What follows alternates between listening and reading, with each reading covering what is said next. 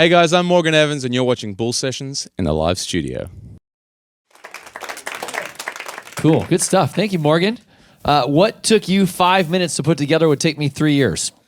I don't know how you do that, but it's amazing. Well, people ask me, was it easy to learn how to do that? And I say, well, with the time I put into this, I probably could have learned how to play the violin. You know? Yeah, exactly. It's just like another instrument, you know. And paying the band is very cheap that way as well. So you don't have to spend a whole lot of money. They're very well behaved too, you know. Exactly. Here's your 10 cents for the drummer. Here you go. Man, you are a big deal in Australia. Obviously, when we first started talking about you and hearing your name, your record label, Ray is your rep who travels with you. He's like, Morgan Evans, he's a big deal. He's a big deal. And I'm like, I know. I'm reading all this stuff on you from Australia. That's always the funniest thing to respond to. So you're a big deal. You are a big deal. You are. You are. Thanks for having me. We're going to tell you that you're a big deal and you're going to run with it. Because I'm looking at some of your stats here from the Country Music Channel. They do an awards show every Australia. You were voted for New Oz of the Year, the Oz Artist of the Year, 2-time Male Artist of the Year, and Australian Video of the Year. That's a big deal. Yeah, thanks, man. That was pretty awesome. Was any of that including your bandmates from before with your brother, or just on your own?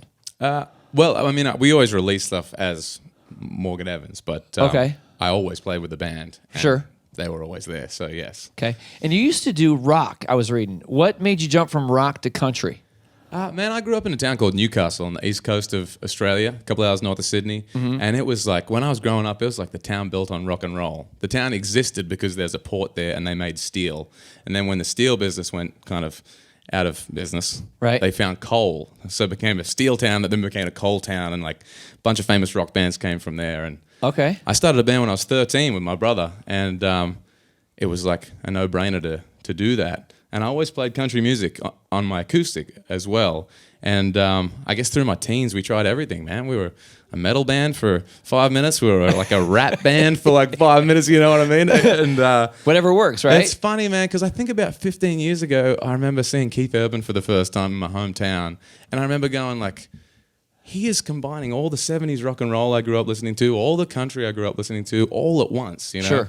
And that's kind of when it started to make more sense. Speaking of Keith, how often do you guys get to talk with one another, being from Australia? I mean, obviously, people want to know that. And how far away did he grow up in the area that he was at, opposed to where you're at in Newcastle? Well, he was a little bit ahead of me, so I didn't know him growing up. But he came from a town called Caboolture. Caboolture? Yeah, which is that's about 12 hours north. Oh, okay. Yeah, so a fair way away. But the country music community in Australia is similar to Nashville, you know? Like, if you don't know everyone, you know someone that knows him, Right. you know? It's like 6 degrees of separation. But he's such an inspiration, you know, from someone from the same country. Obviously, he's the only one that's ever done it, you know, Sure. come over here and been able to make music. So I do run into him around town at various events, and he's obviously touring.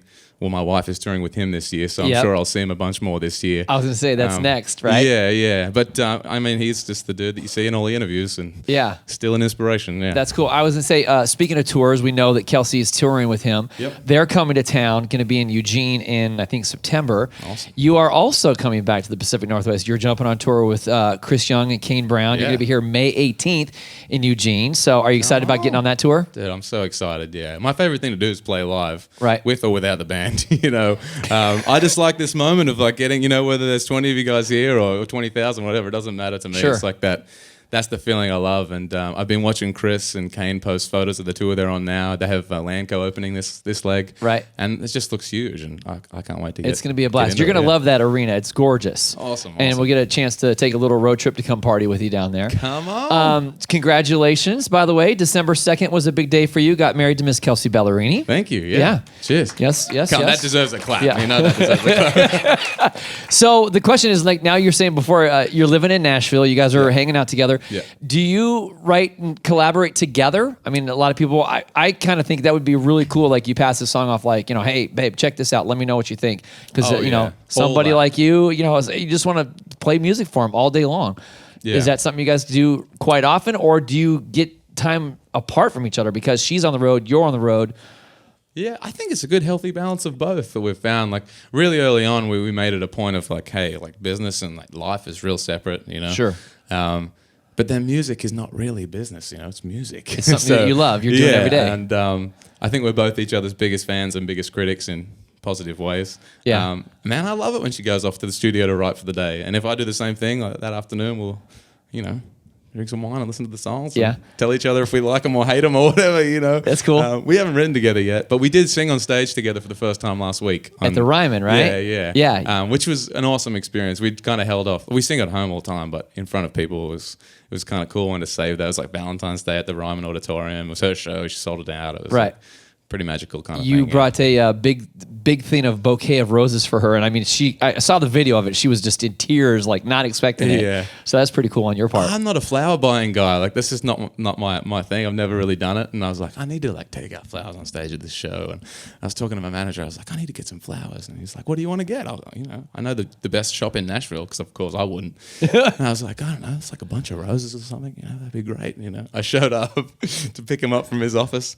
And it was pretty big. I couldn't hold the bouquet. It was like in a vase, whatever you say. And so I walked out on stage like this. A very uncomfortable walk. Yeah, it was like this awkward moment of like, I can't really give them to you because you won't be able to hold them, but I want to. I'll just put them here. Well, speaking of the Ryman, was that your first time at the Ryman performing that night with her? I've done the Opry there Okay. before.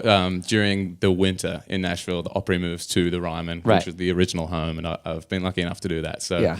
I've been on stage there and played before, but it's not one of those things you get over or sick of or anything. No. It's like it's a magical place to play. Yeah, absolutely. I was there 2 weeks ago. We were there for CRS, and I got a chance to walk through the backstage gate area where like Johnny Cash and Waylon Jennings. Yeah, and I was like in awe. It felt really So cool. weird, like a ghostly moment was coming over me, but it was really cool Yeah. because I was excited to see that building. It's part of history, so it's awesome. Yeah. Well, listen, we are excited about you being here. We know we want to have you keep talking because we love your Australian accent, but I also know that these people came to hear you play some great music, so let's Sure. keep it rolling. Ladies and gentlemen, Mr. Morgan Evans.